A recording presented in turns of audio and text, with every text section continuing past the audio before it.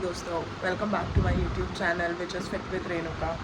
आज 9:15 बज रहे हैं, आपको दिख ही रहा होगा। तबीयत बहुत ख़राब है, पीरियड्स हो गए हैं तो सोचा था आराम कर लेती हूँ, तो इसलिए मैं सोती रह गई। मैं सुबह 4 बजे उठ गई थी। 4 बजे से लेकर 4:30 बजे तक नवाब साहब को घुमाया बाहर। फिर नवाब साहब बाहर ही बैठ गए और बाहर से अंदर नहीं आ रहा था। फिर उसे डांटा, तब वो अंदर आया। फिर मैं ऊपर आई, मेरे को बहुत लो फील हो रहा था। पता चल रहा था कि पीरियड्स होने वाले हैं और वो बस सो गई। तो अभी 8 बजे के करीब मुझे थोड़ा सा इंट्यूशंस लगे कि दर्द हो रहा है। मैं थोड़ी देर और सोती रही, बट जब अब लगा ना कि अब कंट्रोल नहीं हो रहा है, नाउ आई वोक अप और मैं अपने लिए रेडी हुई। अब बस सारे घर के काम वगैरह निपटाते हैं, काम कर रहे हैं। मेरे को आज जहाँ जाना था टीच के लिए, आई थिंक मैं वहाँ भी नहीं जा पाऊँगी, क्योंकि एक तो मेरी तबीयत ठीक नहीं है, ऊपर से फिर मेरी तबीयत ठीक नहीं है तो आराम ढंग से नहीं कर पाऊँगी। फिर कल रात से मेरी मम्मी और विनय की मम्मी दोनों की तबीयत भी ठीक नहीं है। मेरी मम्मी के हाथ पे चोट लगी है और मेरी सास के विनय की मम्मी के पैर में दर्द हो रहा है। पूरी रात हो गया उनको दर्द होते होते। तो एक तरीके से हम सारे ही लेडीज़ जो है वो बीमार पड़ी हैं। तो मुझे नहीं लगता कि मैं जा पाऊँगी आज मुझे जहाँ जाना है। लेकिन हाँ, कल जहाँ जाना है वहाँ पक्का जाना है, क्योंकि वो जो फ्रेंड है जिससे मिलने जा रहे हो, उससे मैं लास्ट आई थिंक लॉकडाउन से पहले मिली थी। हाँ, या लॉकडाउन के बाद मिली थी, 2021 में। तो वहाँ जाना ज़रूरी है, तो वहाँ जाएंगे। बाकी अभी काम करते हैं, झाड़ू लगाने का प्रोसेस शुरू कर रही हूँ। जस्ट अपना पानी ख़त्म करा है, क्योंकि पहले हाइड्रेशन है, उसके बाद काम है। सारा काम हो गया है, जग्गू नहा लिया है। आज जग्गू जी का मुहूर्त हो चुका है। अभी मुझे ये सारे कपड़े तय लगाने हैं पहले, बट मैं ब्रेकफास्ट कर लूँ। मैंने नहा लिया है, सब कुछ कर लिया है। पेट में बहुत ज़्यादा दर्द है, इसलिए मेडिसिन निकाल के रखी है, ताकि खाना खाने के बाद मैं मेडिसिन खा सकूँ। तो ये इतनी सारी मेडिसिन हैं जो मैंने निकाल के रखी है। मेरी ऑलरेडी यूट्रस की मेडिसिन भी चल रही है ना, तो उस वजह से वो भी मेडिसिन खाऊंगी, प्लस पेन किलर भी खाऊंगी। बिकॉज पेन तो एपिक हो रहा है, मतलब जिसको आप बर्दाश्त नहीं कर सकते ना, वैसा पेन होता है मुझे पीरियड्स में। कई बार होता है कि नॉर्मली रिजॉल्व हो जाता है, लेकिन कई बार बिना दवाई के नहीं होता है। और आज बिना दवाई के मुझे सिचुएशन लग नहीं रही है कि ठीक हो जाएगी। AC ऑन कर देते हैं, क्योंकि हमारे गुड्डे जी खा ले हैं। क्या खाओगे तुम? क्या खाओगे बेटू? क्या खाएगा? मेरी मम्मी ने खाना वाना सब खा लिया है, फ्री हो गया है।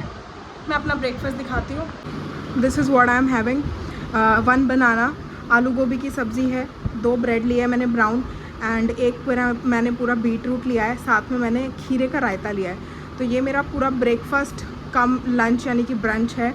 अब इसके बाद मैं सीधा शाम को खाऊंगी। इन बिटवीन मैं लिक्विड डाइट पे हूँ। अब मैं खाना खा लूँ, फिर आप लोगों से मिलती हूँ। हाय राम, बहुत ज़्यादा थक गए हैं। I have done with my breakfast. पूरी प्लेट मैंने खाली कर दी है and I am feeling good. अब मैं मेडिसिन खा लूँ ताकि मुझे पेन में रिलीफ हो जाए। एंड ऑल्सो जो मेरा यूट्रस का चल रहा है वो भी हो जाएगा, ठीक हो ही जाएगा।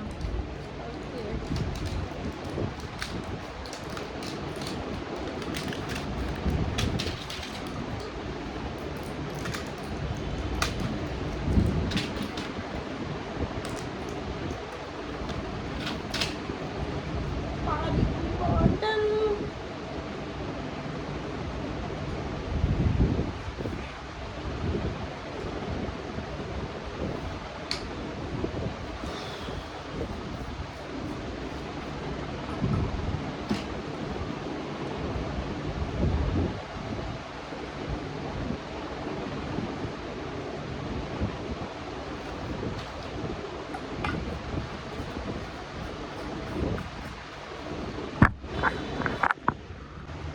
I am done with everything.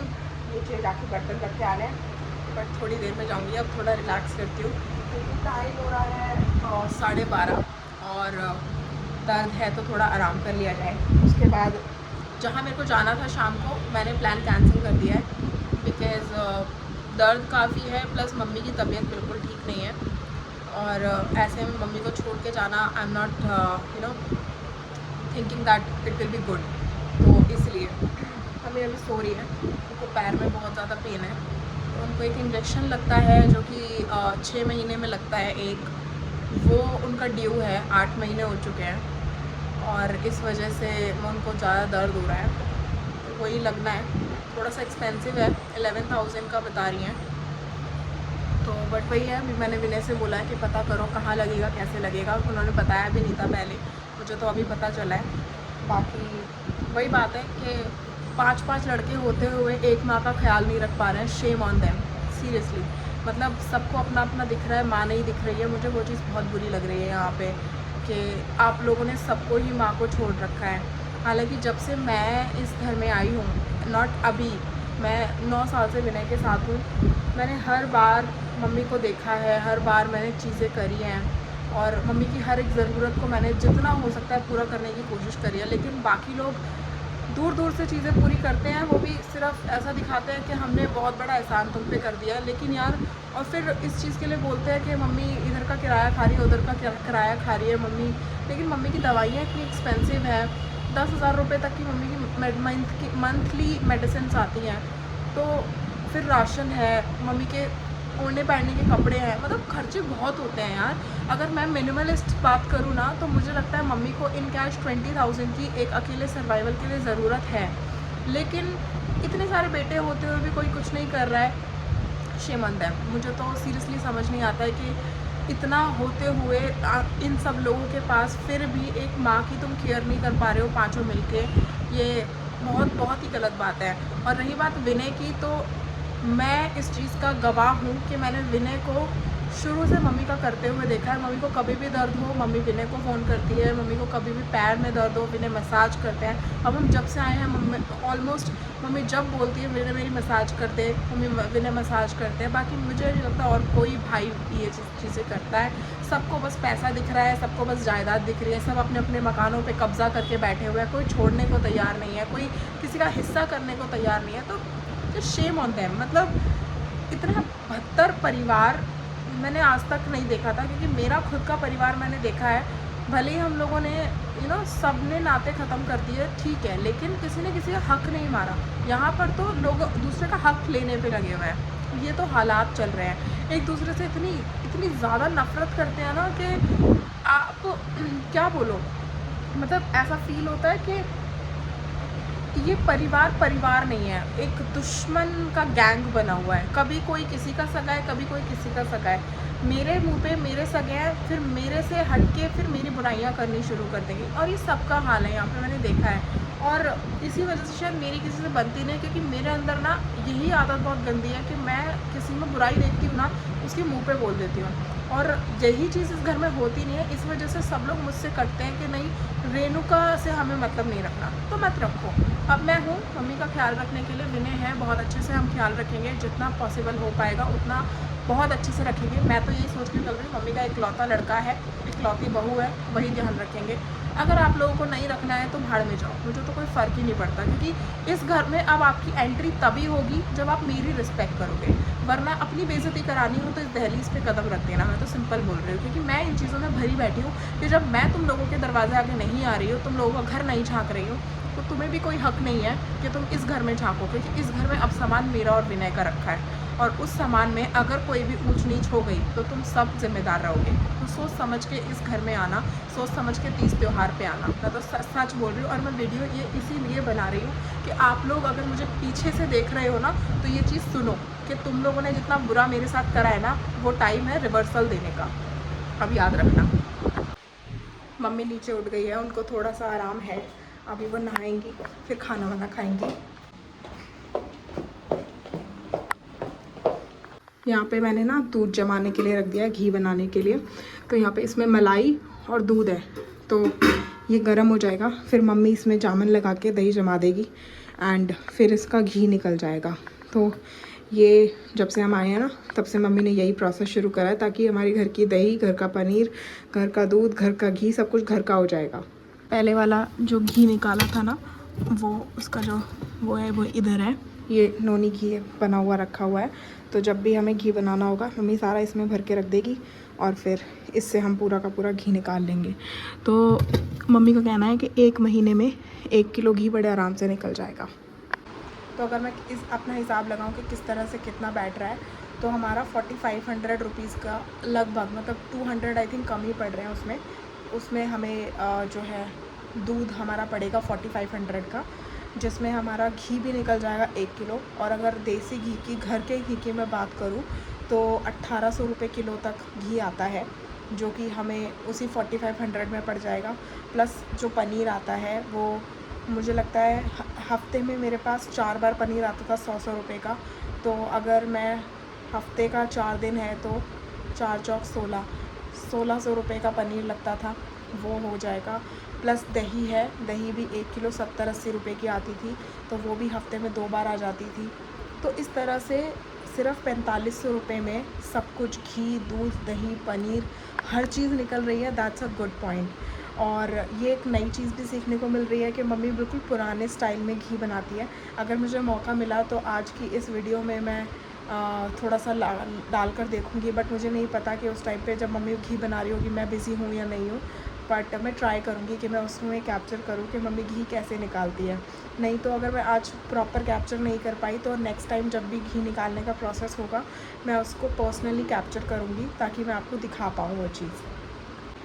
Jaggu ने खाना वाना खा लिया, आराम से बैठा हुआ है, सो रहा है आराम से। अब उसको कोई टेंशन नहीं है, वो नहा लिया प्रॉपर, अच्छे से तैयार हो गया। मम्मी नहाने गई हैं, अभी मम्मी वॉशरूम गई है, फिर नहाएंगी। और मम्मी का सारा काम मैंने कर दिया है, कोई बर्तन नहीं धोने होने, कोई पायदान वगैरह कुछ नहीं धोना। इतनी मेहनत करती है तो वो बेकार है। अभी मैं हूँ तो ऑब्वियसली मैं करूँगी, तो मैंने वो सब काम कर दिया। मम्मी को सिंपल नहाना है, जो उनके अपने कपड़े होते हैं वो खुद धोती हैं, क्योंकि वो बिलीव करती है कि अपने कपड़े खुद धोने चाहिए, तो वो करती है। और बाथरूम में अगर जितने भी कपड़े उन्हें मिल जाए ना, वो सारे धो देती है, चाहे वो मेरे कपड़े भी हो, मम्मी वो भी धो देंगी। इसीलिए मैं बाथरूम में अपना कोई कपड़ा नहीं छोड़ती, मैं सीधा ऊपर डालाती हूँ, क्योंकि वॉशिंग मशीन मुझे लगभग हर दूसरे दिन लगानी ही होती है। पायदान वगैरह धोने होते हैं, चादर होती है, बहुत सारी चीज़ें हो जाती है, कारपेट वगैरह होती है, क्योंकि जग्गू है, चढ़ता है, तो वो सब धोना पड़ता है। इसलिए मैं खुद ही मशीन लगा के ऊपर धो देती हूँ। पोछा वगैरह सब धोकर मैं अच्छे से रख देती हूँ। ये सब चीज़ें यहाँ पर थोड़ी बढ़ गई हैं, क्योंकि वहाँ पर इतना काम नहीं था, लेकिन हाँ थोड़ा काम तो यहाँ पे बढ़ गया है। लेकिन अच्छी बात है कि फ़ैमिली के साथ है, अब मम्मी के साथ है, दिन रात मम्मी को देख सकते हैं, कर सकते हैं। और विनय के लिए भी ये टेंशन ख़त्म हो गई है कि पहले उन्हें यहाँ आना पड़ता था मम्मी को देखने, फिर वो वहाँ जाते थे रामपुरी, तो उनका भी डबल पेट्रोल लगता था। तो अब हर चीज़ के लिए विनय की डेस्टिनेशन भी सिर्फ एक ही जगह है कि मम्मी भी यहीं पर, बीवी भी यहीं पर और बच्चा भी यहीं पर रहे हैं। कल मुझे जो हिसाब की, पैसों की टेंशन हो रही थी, सेविंग्स की टेंशन हो रही थी, फिर मैंने विनय से शेयर करा, और तब जाके मेरे टेंशन जो है वो 99% ख़त्म हो गई थी। क्योंकि कहते हैं ना, आप अकेले टेंशन लेते हो तो ज़्यादा टेंशन लगती है, सामने वाले को भी टेंशन दे दी, तो अब वो 99% टेंशन मेरी ख़त्म हो गई। मतलब ये होता है ना कि सामने वाले को पता है कि फिर हमारे बीच में क्या चल रहा है, हम कहाँ से कहाँ स्टैंड करते हैं इस टाइम पे, या फिर हमें कहाँ तक मेहनत करनी है, कितना कमाना है, तो वो सब टेंशन ना शेयर करने से कम हो जाती है। एंड लकीली, फिंगर क्रॉस्ड, मेरा और विनय का कनेक्शन इतना ज़्यादा बॉन्डेड है, मतलब इतना बॉन्ड है हमारे अंदर कि हम चीज़ों को जब शेयर करते हैं तो एक दूसरे को टेंशन देते नहीं हैं, उनको साथ में हैंडल करने की कोशिश करते हैं, एक दूसरे को सहानुभूति देते हैं कि ठीक है हम कर लेंगे, हो जाएगा। And that is the only reason कि हम इतने टाइम से साथ रहे हैं, इतने टाइम से हमने सर्वाइव किया है, हर अप डाउन देखा है, हर तरह की सिचुएशंस देखी है। एक ऐसा टाइम भी था कि मेरे और विनय दोनों के ही पास 10 रुपये नहीं होते थे, लेकिन अब हमने इतना तो सर्वाइव किया एटलीस्ट कि हमारे पास सेविंग्स के नाम पे कुछ तो होता है, थोड़ा बहुत तो होता है। बट ये है, अभी बहुत कुछ होना बाकी है, अभी बहुत मिनिमलिस्ट लाइफ है। लेकिन अगर भगवान ने चाहा और ज़िंदगी बनी रही और इसी तरीके से काम चलता रहा एंड और ज़्यादा मेहनत होती रही और अच्छे से सब कुछ हो गया, तो बहुत ही जल्द हम वो सब ड्रीम्स भी पूरे कर लेंगे। और इसी ड्रीम्स की वजह से मैंने यूट्यूब चैनल भी बनाया है, क्योंकि मेरे अंदर वो पैशन भी है कि मैं ये सब चीज़ें कर पाऊँ। And I always pray to God कि प्लीज़ भगवान कोई ऐसा चमत्कार कर दो कि रातों रात मेरी वीडियोस वायरल हो जाए, मेरा कंटेंट एकदम ट्रेंडिंग पे हो जाए। मतलब मैं जितना हो सकता है नॉलेज ग्रैब करती हूँ, जितना हो सकता है पढ़ाई करती हूँ इस बेसिस पे कि मुझे कंटेंट कैसे क्रिएट करना है, क्या करना है। प्लस ऑल्सो मेरी अपनी पर्सनल लाइफ कैसी चल रही है, I don't hide to anyone. तो मैं बहुत open book kind of girl हूँ, वुमेन हूँ कि ऐसा कुछ छुपाने के लिए मुझे नहीं लगता कि हमें we should hide anything from our life to people, क्योंकि जो लोग हमें देख रहे हैं वो हम पे विश्वास करते हैं, they believe that we are their family as well. तो कहीं ना कहीं कनेक्शंस ना पर्सनल होते हैं, इसलिए I share each and every detail जो भी मेरी पर्सनल लाइफ में भी होता है, जो कि मेरी फैमिली मेरे साथ ट्रीट करती है। ये सब चीज़ें मैं आप लोगों से इसलिए शेयर करती हूँ क्योंकि कहीं ना कहीं आप लोग भी उस ट्रॉमा का शिकार होते हो, और हम लोग क्या करते हैं ना, इस ट्रॉमा को अंदर ही अंदर झेलते हैं, और इस ट्रॉमा को अंदर झेलने से हमें अलग टेंशन होते हैं, डिप्रेशन होता है, विच इज़ नॉट गुड। और मैं ऐसे टेंशन नहीं लेती, मैं टेंशन देने वाले बंदों में से हूँ, तो इसीलिए मैं अपनी सारी पर्सनल चीज़ें भी आप लोगों से शेयर करती हूँ। आई होप आप लोगों को पसंद आता होगा। जग्गू के कॉम कर देती हूँ क्योंकि नहाया था ना तो कॉम नहीं हुआ था। क्या कॉम करेंगे तुम्हारे कॉम, इधर आओ जल्दी, कितने बाल निकलेंगे।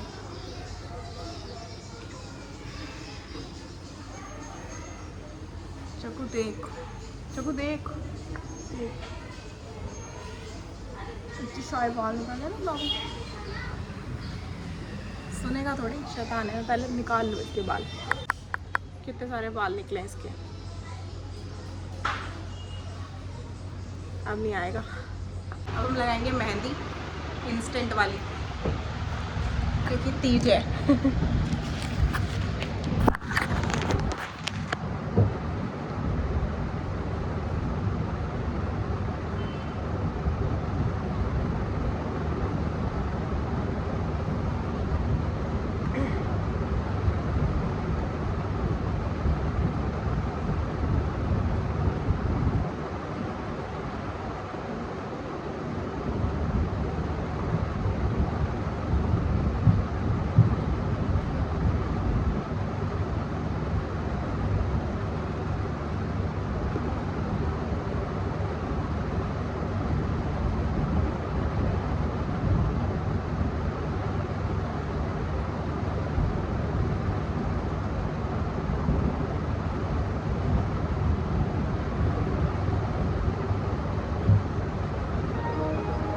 मेहंदी मैंने लगा ली है और पूरा गुड़ गोबर कर लिया, यहाँ फैल गई, यहाँ फैल गई, दूसरे वाले हाथ में देखो कितना सत्यानाश हो गया। ये काम नहीं करने आए, बस कोशिश नहीं करी ना, वरना 12th क्लास तक तो बहुत अच्छी मेहंदी लगा लेती थी। और अब तो एक तो ये जो कीप थी ना, अब वही बात बोलोगे कि नाच ना जाने आंगन टेढ़ा, बट एक्चुअली में इस कीप की जो मेहंदी थी वो थोड़ी ड्राई थी, तो फैल ही नहीं रही थी, और वो फैल रही थी तो फिर ज़्यादा फैल रही थी, तो इस तरीके से ऐसे दाग से लग गए। आई होप कि जल्दी छूट जाएगी ये मेहंदी, क्योंकि लगाने के बाद मुझे मज़ा नहीं आ रहा, बट अब ये छूट नहीं सकती, फ़िलहाल ये हाल हो गया है। तो कल मुझे जाना है नोएडा, और उसके लिए ही तैयारी हो रही है। कल फिर पहले पार्लर जाएंगे, पार्लर जाके अपने नेल्स कराएंगे, एंड उसके बाद वहाँ जाएंगे। तो बेसिकली मैं यहाँ से रेडी होके जाऊँगी, एंड वहाँ जाके नेल्स वगैरह कराऊँगी, और फिर नोएडा जाएंगे।